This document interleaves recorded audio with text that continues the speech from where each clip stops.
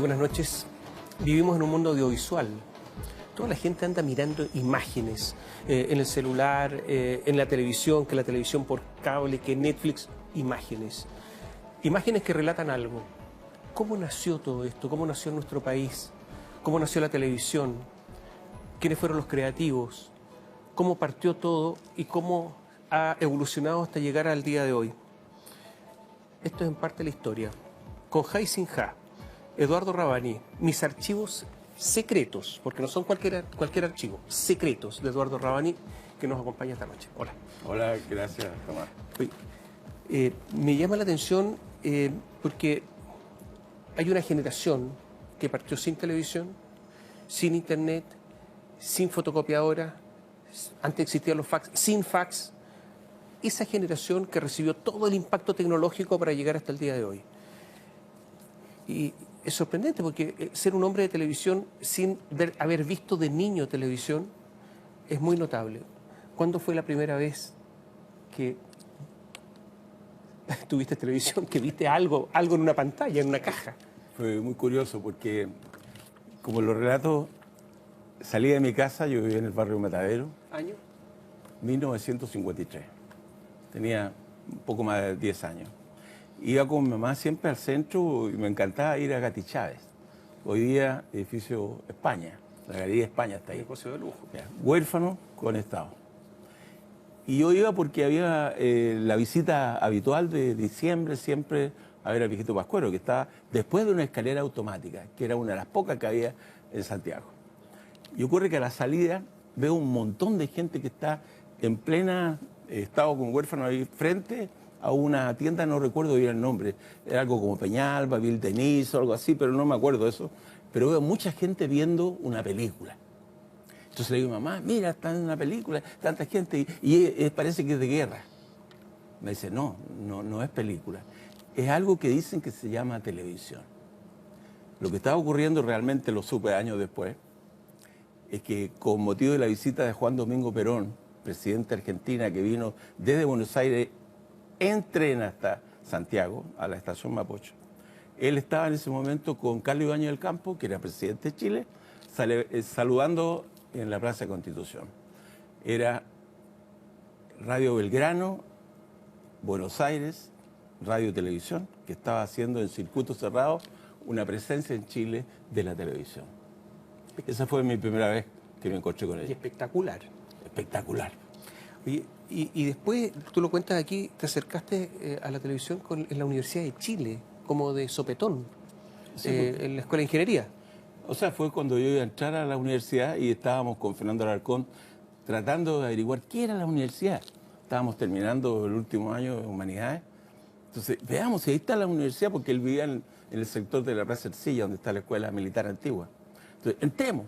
Y entramos, subimos a había mucha gente con delantales, que parece que es la Escuela de Medicina, y me encontré frente a un grupo de gente que eran estudiantes con delantal blanco, frente a un profesor que estaba en un tablero metálico frente a unos tubos. Entonces yo dije, qué raro que medicina con tubos, debe ser una experiencia nueva. Entonces me atreví a preguntar. Y él me dijo, estamos construyendo una cámara de televisión. Ese fue mi segundo encuentro. Y el que estaba hablando era Raúl Aicardi, pionero de la televisión universitaria, que después trabajó a nivel latinoamericano en la televisión. Oye, pero tú te fuiste a estudiar Derecho, nada que ver. Pues. Sí, así fue. A la facultad de la Universidad de Chile. Así fue. La verdad es que porque me saqué buenas notas en el bachillerato, yo podía entrar a cualquier carrera. Y en mi niñez todos decían que yo iba a ser presidente de la República, por lo menos. Y la verdad es que fue un encuentro con mucha gente muy docta, muy intelectualmente distinta, a mí mucha política, y me encontré en un mundo que no era el mío. Ahí conocí un montón de gente, pero no era lo que yo buscaba. Tú lo relatas ahí, Luis Mayra, José Miguel Insulza, José Salaguet, Ricardo Lago. Fue profesor mío en la Escuela de Periodismo de Política Económica. Grande. Me acuerdo que trabajaba mucho el tema de la construcción del mapa de la riqueza en Chile. Siempre, ese era su tema, siempre. ¿Te sirvió algo haber estado en la Escuela de Derecho o nada? Simplemente fue un episodio nomás. Me sirvió porque conocí mucha gente interesante del punto de vista intelectual, aunque yo no compartía, digamos, la vocación de ser, porque no tenía en mi familia nadie que está ligado a lo jurídico, no había bufete en mi familia, de manera que me sirvió porque conocí gente que para mí era relevante desde el punto de vista ideológico. Pero tú estuviste en los inicios de la televisión, cuando comenzó. En la universitaria. Exactamente. Sí. Y por lo tanto, tú eres testigo de cómo esta semilla empezó a germinar. ¿Cómo fue eso? Lo que pasa es que la televisión durante los primeros años fue prácticamente experimental. En Chile, ya te conté el caso de Raúl Aicardi construyendo una cámara. O sea, todo lo que se hacía era dentro de las universidades. Y nosotros éramos testigos de lo que estaba ocurriendo, pero no había permiso, porque los gobiernos eludían el tema y estaban en contra. Solamente decían que se quede dentro de la universidad. Y este hecho fue desde los años 50, con la Universidad Católica de Valparaíso, que empezó a dar emisiones, después la Católica de Santiago, la Universidad de Chile, todos empezaron a trabajar en ese tema, pero Alessandri se oponía, como presidente, a que hubiese una televisión comercial. De manera tal que hubo un acontecimiento que fue el que cambió el sistema, que cambió el giro, digamos, de la propuesta que había del gobierno, que fue el Campeonato Mundial de Fútbol, donde sí entraron entonces auspiciadores y la televisión empezó a tener, digamos, un inicio importante. Pero tú fuiste actor, fuiste comediante, tú participaste empezaste a hacer comedia en realidad. Sí. Y por lo tanto ese fue el vínculo con la televisión, participar en programas. Estuviste en el Bim Bam Boom. Así es. Por lo tanto, tú eras un comediante. Así es. Lo que pasa es que yo sentía una vocación de comunicador que nunca la dejé. O sea, si podía expresar a través de la alegría, del humor, algo que significaba a mí sentirme bien, lo hacía. Entonces, esto fue encadenándose con mi estudio en periodismo. Yo había estudiado psicología también un poco, buscando, digamos, dónde está esa beta que me permitiera estar en la comunicación definitiva.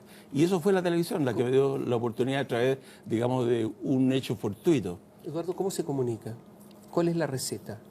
Es ser parte de, como digo yo. Ser parte Pero de. te lo digo porque está lleno de gente que trabaja en los medios y que comunica poco. Sí. ¿Cómo se comunica? Se comunica, yo creo que con mensajes claros, con mensajes que tengan la posibilidad de tener receptividad concreta, de que el lenguaje que se use sea atractivo. Yo creo que esa es la forma de cómo tú puedes llegar en este caso, a los que son los vasos comunicantes que te llevan hasta un público, a una audiencia, qué sé yo. Entonces ha ido transformándose la forma de comunicar. La tecnología, digamos, las TICs, que son las tecnologías de la información y la comunicación, se han ido buscando maneras de cómo hacerlo mejor. Y ahí entonces ha habido un traspaso a través de los medios. Los medios, como yo relato, partieron, como siempre ha sido la idea del hombre, de querer decir lo que él siente, lo que él experimenta, de cómo hablar con el que está al lado. Empezó con transformaciones que van desde lo rupestre, el libro, qué sé yo, de repente la fotografía y el cine. Y el cine de repente fue un elemento atractivo de comunicación, que pudo entregar a través de entretención, de documentales, etcétera, hechos ocurridos en el mundo. Y de manipulación. Así es. Aquí en tu libro tú cuentas lo que pasó en esa terrible, porque por lo enconada campaña presidencial del año 70, donde cuentas que Tomic, que era el candidato oficialista de la democracia cristiana, se lo muestra en planos elegidos, con grandes multitudes, como dando a entender una visión de ganador. Y la verdad es que no tenía tanta gente. Así es. Y muestran a Alessandri, que ya tenía sus años, nervioso, con sus manos temblorosas, y dicen que eso hizo que Alessandri perdiera la elección. Eso es lo que yo creo, lo he querido siempre. ¿Y fue una manipulación? Yo creo que fue una manipulación. ¿De quién? De la televisión. Pero no, pero... La televisión, digamos... ¿De Gonzalo Beltrán? Gonzalo Beltrán fue uno de los que usó, digamos, la televisión en ese sentido. Gonzalo Beltrán era director de prensa de Televisión Nacional cuando nosotros entregamos el noticiario desde Paparazzi ¿Y era afín Producción. a algún partido? A la democracia cristiana. Y por lo tanto mostró bien a Tomic y mostró mal a Alessandri. Claro, hizo lo que yo entendí, que se segmentó la posibilidad a través de la propaganda política de que la gente vio como ganador a Tomic. Entonces se dividieron las fuerzas en contra del que era el candidato del marxismo, que era Allende. Tú o trabajaste con el Perro Olivares, Así es. que fue secretario de Allende, fue director de Televisión Nacional. Tú tenías miedo de que te segregara y te acogió. Sí, fue una experiencia para mí importante porque el primer encuentro que tuve con él fue cuando fui a pedirle trabajo porque Paparazzi Producciones, que era la empresa que teníamos con Fernando Alarcón, que había construido Televisión Nacional, quedó sin trabajo. Porque todas las empresas, digamos, que no eran estatales, terminaron. Y yo era una de ellas. Y yo fui a pedirle trabajo y él me dijo que dejara, después de una conversación que tuvo con alguien que yo no vi, que era el gerente de producción, que dejara los datos que me iba a llamar. Ocurre que un amigo había sido testigo de esa reunión entre Olivares y el gerente de producción, que le dijo: no le tengo confianza a los paparazzi. Y yo me quedé sin la posibilidad de entrar. Y entré prácticamente por la puerta a través de un amigo que era director. Hasta que tiempo después, que ya yo estaba como funcionario de Televisión Nacional, me llamó el Perro y me pidió perdón por el hecho que hubiese usado esa herramienta política para no dejarme entrar. Y me pidió, por favor, que si yo podía crearle un programa a Mireya Latorre, que era su señora, y que entraba después de un contrato que tenía en el 7 y después de haber estado en el 13. Bueno, a lo mejor no todos los telespectadores lo saben. Olivares se suicidó ese 11 de septiembre de 1973 en La Moneda. Después de eso, ¿quién iba a ir al funeral? Había terror en Chile. Ir a un funeral del gobierno caído era quedar estigmatizado. Fernando Alarcón fue, no era el día, pero fue y pudo ver el cadáver que estaba en un frigorífico ahí en el cementerio de Olivares. Y fue días después a su entierro, porque no se enterró ese día que fue. Solamente vio el amor y el cadáver dice, un ricto, me contaba Fernando, un ricto y un orificio aquí en la sien. ¿Un ricto de terror? Claro, un ricto de terror, como que él se cometió algo que él sabía que era difícil que lo hiciera. Y días después, él va al cementerio. Y ocurre que ese día fueron solamente 3 personas. La Teruca Cordero, que era la secretaria, el mejor amigo de él, que era jefe de servicios generales, y Fernando Alarcón. ¿Y Mireya Latorre? No, Mireya Latorre no estaba en ese momento, no estaba muy bien, digamos, porque al final Mireya se exilió en Cuba, creo, volvió muchos años después para morir en Chile. Era la esposa, ¿no? Tú fuiste invitado a Alemania Oriental por los comunistas, volviste y después viene el golpe militar. ¿Qué pasó con los militares después de este viaje? Te trataron como izquierdista, ¿no? Muchas veces. O sea, yo me acuerdo cuando llegamos y siendo llamados por un locutor que había de Televisión Nacional que transmitía a través de las redes de Canal 13, porque era el único canal que había. Dice, vayan todos mañana a las 8 de la mañana, los funcionarios de Televisión Nacional. Y llegamos y ahí nos separaron en 2 grupos. Unos que no volvieron nunca más a Televisión Nacional y otros que nos quedamos. Y a las horas después llegó el nuevo director y dijo, yo lo único que sé de televisión es prender y apagar el aparato, quiero que me ayuden a construirlo. Y ahí se configuró un equipo que trató, digamos, de eludir la responsabilidad política, pero para que el canal no cerrara. Entonces Gonzalo Bertrán, que era presidente del sindicato de Televisión Nacional, y un grupo mayoritario de mucha gente, decidió poder entrar a hacer programas. Y en el área deportiva, en el área de entretención fundamentalmente, nos cobijamos el grupo que no era adicto al régimen. Así que prensa fue prácticamente lo que todo el mundo sabe, que era la voz de la dictadura. Eduardo, vamos a hacer un alto, te voy a dejar varias preguntas planteadas. ¿Es verdad que llegaron militares en tenida de combate a dirigir Televisión Nacional como si fuera una guerra? ¿Tu relación con el diario El Mercurio, la historia del happening con Ja? Volvemos en un instante.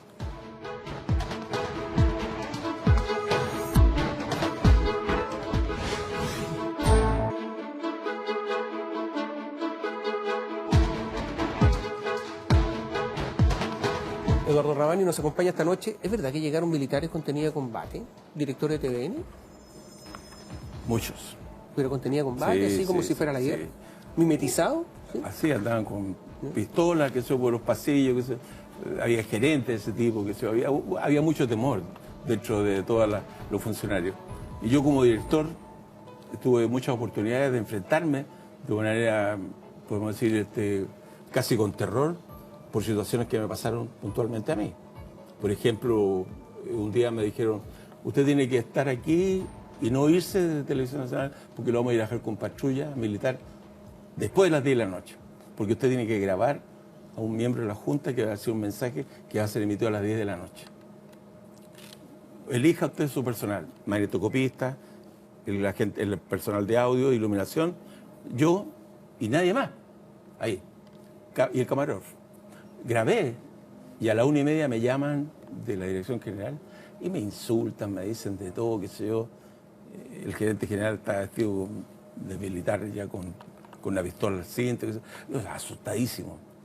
Y ocurre que me tiran en La Segunda, que era el diario que salía en la tarde, con el titular a toda página de lo que yo había grabado a las 9:30 o 10 de la mañana.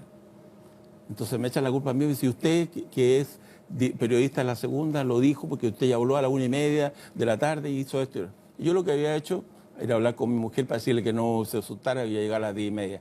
Segundo, yo había sido periodista, pero de un año que había renunciado a La Segunda. Y ocurre que el titular era el canje entre Luis Corbalán, secretario general del Partido Comunista, y Bukovsky, que era un disidente intelectual de la Unión Soviética. Imagínate. Y además había censura, tú cuentas acá, en ese momento vienen radicales cambios en prensa, donde aparece un periodista que venía de San Antonio que decide y censura todo lo que sale al aire. Así. Roberto Araya empieza a tener un rol de suma importancia en las decisiones. Así fue. Censurando todo. Así, o sea, había mucho temor, hubo muchos periodistas que salieron de Televisión Nacional porque no acataron las instrucciones. Además imponían gente, tú hablas de Ana María Timan, una señorita que le impuso Manfredo Mayol, que todavía anda por ahí dando vuelta, Jaime del Valle. Así fue. Tú dices que tenía voz de pito. Así fue. Lo que pasa es que me la encargaron como que yo la tenía que poner en un programa. Y yo no le di un mínimo trabajo, que era decir 2 o 3 palabras. Lo grabé como media hora para decir esas 3 palabras. Y resulta que me negué y por eso me castigaron. ¿Y quién era este? ¿Qué vínculos tenía? No tengo idea, no quiero asumir, digamos, costos que no son míos, pero ocurre que Hernán Béjares, el secretario general de gobierno, fue en marzo, después del Festival de Viña, donde ella fue pifiada, a decir que había traidores que habían negado la posibilidad de esta comunicadora que era la Pelusa Timan. ¿Te estafó José Aravena, el padrino? Oye, estás contando el libro entero. Pero te estafó, ¿no? ¿Te estafó, sí o no? Sí, no cuentes el libro, te estafó, Oye, hablemos del Happening. Yeah. Una creación permanente, porque cambiaban los personajes, cambiaban los actores, iban y venían, muchos de ellos, porque se iban, a veces se molestaban ustedes, o se los levantaban simplemente a otro canal, pero sin cambiar la esencia. ¿Cómo lograron tener un programa con tanta creatividad, con cambio muchas veces de personajes sin cambiar la esencia del programa? O Lo que pasa es que yo creo que se dieron condiciones muy especiales. O sea, el hecho de un país que estaba sumido en un estado de temor, de tristeza, y con la idea permanente de Fernando Alarcón y yo, que habíamos hecho Los Paparazzi, habíamos hecho Escape Libre, habíamos trabajado varias veces haciendo programas de humor, ocurre que por razones del destino llega a nuestro encuentro Jorge Pedrero. Y también llegan Gloria y Maitén, que eran artistas que... Gloria Benavía y Maitén Montenegro. Claro, y alternaban ellas en los shows estelares que hacíamos en el Tingo Londago, que yo dirigía los domingos. Ocurre que este fenómeno, por razones de la vida, a Gloria Benavía la invitan a que haga un programa en la radio Minería, el show de la 4. Y nosotros vamos a pelucear con ella, a ayudarla un poco a hacer personaje, pero en el ánimo de solamente estar con ella, nada más. Al mes o 2 meses que transcurre el programa, Hernán Banda, que era el director de la radio, despide a la Gloria Benavía. Pero con eso ocurrió un fenómeno que nos unió a los 5. Y seguimos trabajando juntos, y Fernando, con Jorge y conmigo, creamos una productora que se llamó Par Producciones, y hicimos un 3/4, un material de piloto, y se presentó el programa. Par Pedrero Alarcón Rabani. Pedrero Alarcón Rabani. Y ese programa llegó a manos de Raúl Mata, y Raúl Mata dijo, esto hay que hacerlo. Y nos contrató. Ya nosotros habíamos renunciado a Televisión Nacional porque Fernando y Jorge eran productores que me acompañaron al Festival de Viña del 78. ¿Peleaste con Jorge Pedrero después? Varias veces tuve discusiones. ¿Y por qué? ¿Tenían visión distinta? Yo creo que sí, había una visión que compartíamos en todo sentido en la parte humorística. Nosotros teníamos una historia sobre lo que había sido el show business en la parte que nosotros creíamos que era conveniente para el programa. Pero Jorge tenía un gen que era mucho más desarrollado que el mío, que yo no tenía nada de eso, que era lo musical. Y él trataba de imponer siempre el criterio musical al humor neto. Pero yo decía que estaba bien, haciendo parodias, haciendo cosas, imitaciones, de ese tipo era fantástico. Pero cuando de la raya de los 10 minutos se convirtió en 20, en 30, en 40, la gente del canal empezó a exigir que yo sacara material. ¿Tu personaje más querido? Tengo dos. A ver. El señor Sañartu, por supuesto, y el Lindo de la Pobla, que son dos. Y tengo otro también que también es querido, que es Giorgio de la peluquería. Que son tres que lo hice con mucho cariño, digamos, a la gente incluso que me rodeaba. Algunos, tú dices en algún momento que pensaban de manera muy distinta políticamente en medio de una dictadura. Así es. ¿Cómo lo hicieron para que esas diferencias políticas no se manifestaran? Cuando uno hace humor, estás comunicando y puedes manifestarte políticamente, con la ironía, con la crítica, etcétera. ¿Cómo lo hicieron? ¿Cómo lo lograron? Bueno, lo logramos a través de un compromiso. Porque dijimos, si uno de nosotros se manifiesta políticamente, el happening no existe más. Eso lo planteé yo desde el comienzo, en que se vio lo que venía. Entonces, hicimos un compromiso notarial, donde nosotros no nos íbamos a inmiscuir en política. ¿Y fue necesario tener un notario? Porque nosotros creímos que la manera de forzar. Y fue así porque durante los años que estuvimos habiendo FTR, comunistas, marxistas. ¿Quién era comunista? No voy a decirlo, pero hay gente había que... Mir, ¿o no? Había Mir también. Bueno, lo reconoció, Pato Torres fue del FTR más bien, porque estuvo hasta incluso esgrimiendo armas. Pero él entró al happening y se olvidó todo eso para entrar en el contexto del humor, que sería el mensaje que el pueblo de Chile necesitaba en ese momento. Eso es lo que nosotros siempre tratamos de incluir a la familia como el factor que para nosotros es importante como target, la familia, a través de los niños y los niños a sus padres. Pero la familia, así comenzamos, queriendo entregar un mensaje de optimismo, de esperanza, que a veces no fue bien comprendido por algunas personas recalcitrantes que nos dijeron que éramos el circo Pinochet. A ustedes los acusaron de ser los adormecedores bajo la dictadura, de ser el distractor de la dictadura. Mucho humor para que la gente no se preocupara de los otros problemas. Cuando volvió la democracia, ¿qué pasó? ¿Les cobraron la cuenta? Así fue.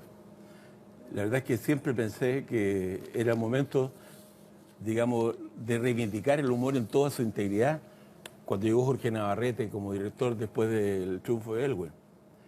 Y nos abrazó, dijo, camaradas, a Fernando y a mí, los necesito más que nunca. A la semana nos echaron.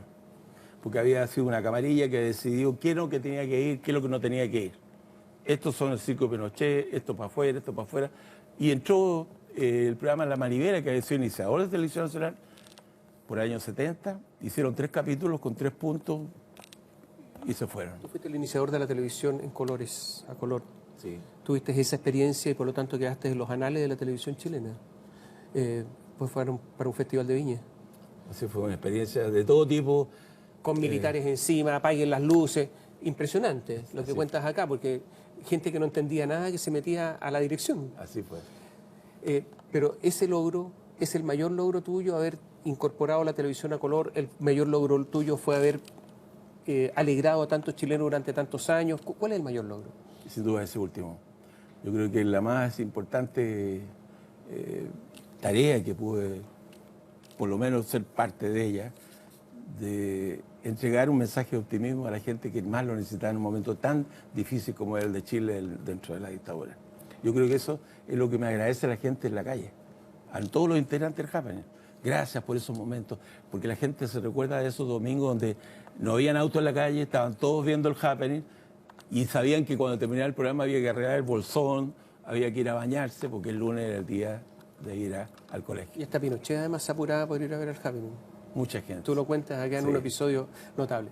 Te agradezco mucho haber estado con nosotros. Yo quiero decir algo, que aquí está lleno de historias, de episodios, de datos, de actores, de nombres, pero también esto demuestra cómo se hizo paso a paso la televisión chilena con programas de humor, donde hay amistades, donde hay traiciones, donde hay enemistades, después vueltas a ser amigos de mucha gente, pero que esto es muy importante para conocer lo que ha pasado, no solamente en la televisión chilena, sino que con la política y la comunicación. Gracias por estar con nosotros. Gracias, Tomás. Este es el libro, Con Ja y Sin Ja, de Eduardo Rabani.